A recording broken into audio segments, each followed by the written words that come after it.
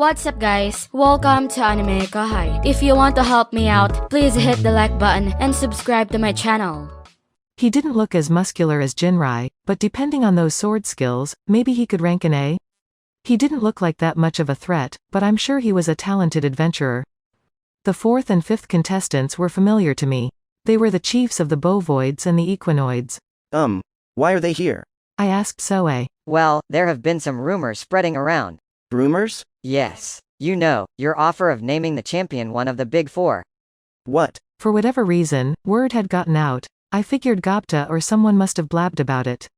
As a consequence, large number of monsters had requested last-minute entries in the Battle Royale matches, apparently, resulting in over 300 competitors and one raucous time at the arena yesterday. This included the Bovoid and Equinoid leaders, competing against each other as much as the rest of the crowd, and they were both lucky enough to reach the quarterfinals. Or maybe luck wasn't involved. They were both formidable creatures, easily worth an A rank, and an adventurer off the street probably wouldn't stand a chance. Still, really, both of them? There were a few monsters ranked A- in each of their preliminary rounds, apparently, but they literally trounced them all, throwing them around like rag dolls. That's what being such powerful Bovoids and Equinoids got for you. Or to be more specific. The winner of the fourth preliminary, Bovix. Ah, right. I'd named the leader of the Bovids Bovix, and to keep from playing favorites, I'd also named the Equinoid head Equix. This was, of course, so I could have them serve as bosses inside my labyrinth. I wanted one of them to rule the roost down on floor 50 or, as I suggested to them, maybe even swap duties regularly. They said they had sworn their faith to me, so I didn't hesitate to put them to work, in exchange for naming them. I was used to how this process worked by now, so I tried to hold back my magicule energy as much as I could when naming them, but they went and evolved on me anyway. Bovix was now a Tauroid, while Equix became a Centoid, and given that both were ranked before, they had become far stronger than I expected. Plus. Question. Am I allowed to apply an experimental skill gift to the subject Bovix? Yes. No. Professor Raphael seemed awfully excited about the idea. Apparently, in addition to Combine, Disassemble and Ability Adjust, there was a high chance that Beelzebub's food chain ability could be reversed to grant a skill to a named target. The conditions and compatibilities involved were a bit tricky, but Raphael was eager to try it out, so I thought yes to myself. Report. Granting the extra skill Ultra Speed Regeneration to the subject Bovix. Granted. The professor pulled it off. Bovix had already received the extra skill self-regeneration when he evolved, and Raphael just applied ability adjust to that. What a surprise, and, in much the same way, Equix just acquired magic interference, granting both of them a unique addition to their arsenal. It was clear that Bovix could become a melee attack specialist now, while Equix would focus on magic attack. And Raphael's experimentation didn't end there. The guy even managed to give them an ability I had never heard of before. The unique gift known as Determiner. This gift allowed the user to create a space that restricted the powers of the target, a sapping skill that sort of combined the ultimate skill Ural's unlimited imprisonment and dominate space.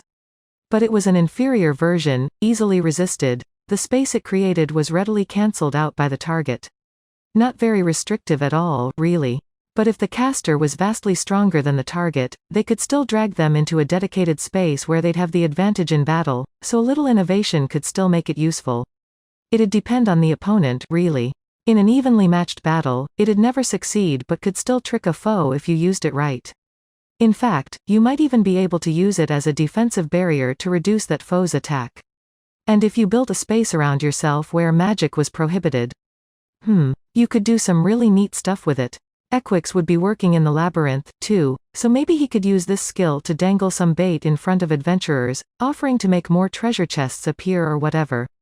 With this skill, the pair looked more like boss-level foes than ever. And they joined this tournament only because they were attracted to the completely cosmetic title of Big Four. So yes, apparently they had a bet going with each other. Whoever won it joined the Big Four, and whoever lost became the boss of floor 50. It gave me a headache, really, but then I suppose those two were a perfect fit for this tournament. Next, we have Bovix's eternal rival, Equix. They've fought for 100 years and still their conflict continues. Will we see a final resolution here in the arena? Their combined powers will soon summon new winds of carnage, lashing across the entire tournament. Soka nimbly weaved together the words. She was loving this, and clearly she had a talent. She had good looks, too, the audience seemed to like her. There was the tail and wings and horns to consider, but that didn't get in the way of being cute, really. And what's more, either Bovix here or Equix here will become one of the masters of the dungeon, scheduled to open in town tomorrow. So behold their strength today, and if you feel worthy of the challenge, summon your courage and plunge into the labyrinth in search of fame and fortune.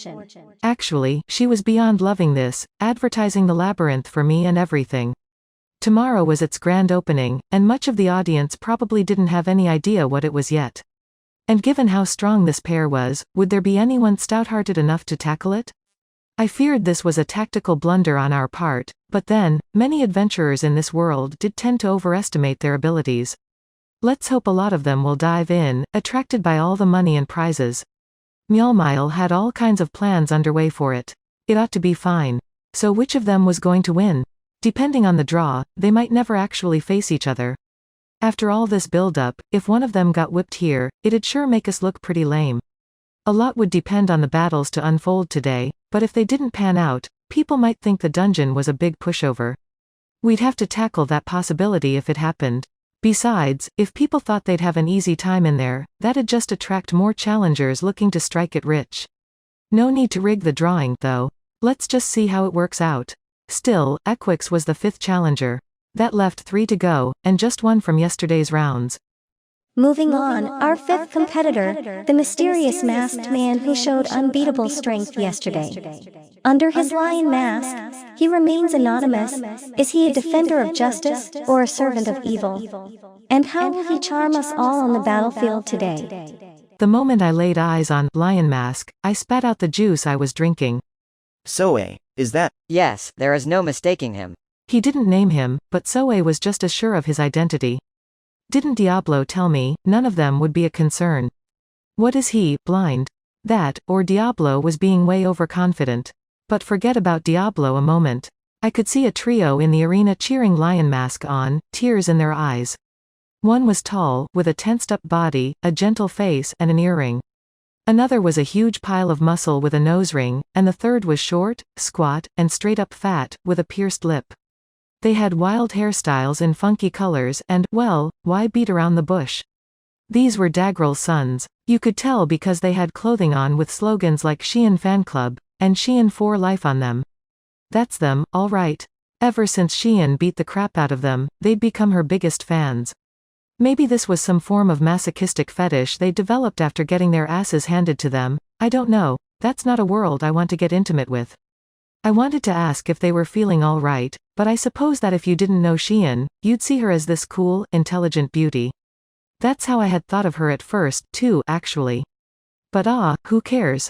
Let them be. It's a matter of time before they learn the truth and their dreams are shattered, but that was the life they chose. We had agreed to keep a half-hearted eye on them and put them under Shein's training, but… Hey, Soe, why is that trio cheering for Lion Mask? Because they all lost to him yesterday, I would imagine.